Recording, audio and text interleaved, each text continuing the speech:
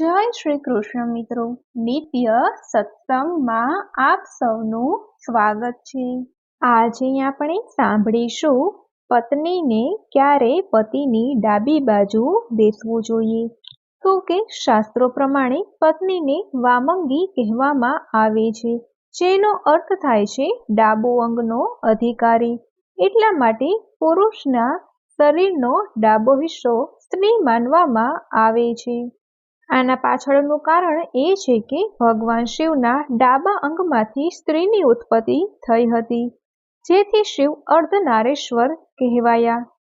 શાસ્ત્રોમાં કહેવામાં આવે છે કે સ્ત્રી પુરુષની વામંગી હોય છે, એટલા માટે સૂતા સમયે, સભામાં, સિંદૂરદાન સમયે, આશીર્વાદ લેતા સમયે કે ભોજન કરતા સમયે સ્ત્રીએ હંમેશા પતિની ડાબી બાજુ રહેવું જોઈએ।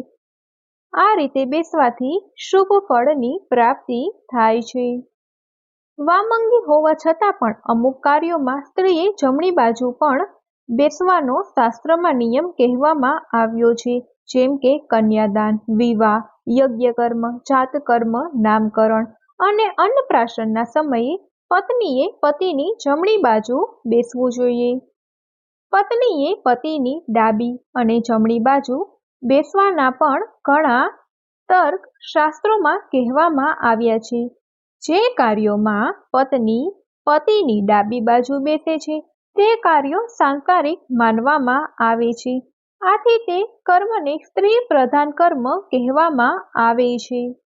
અને યજ્ઞ, કન્યાદાન, વિવાહ આ બધા કર્મો પારલૌકિક માનવામાં આવે છે, આથી તેને પુરુષ પ્રધાન કહેવામાં આવે છે।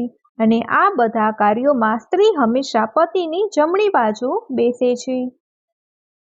તો મિત્રો, જો આ માહિતી તમને પસંદ પડી હોય તો લાઈક અને શેર કરી ચેનલને સબસ્ક્રાઇબ જરૂરથી કરજો। જય શ્રી કૃષ્ણ।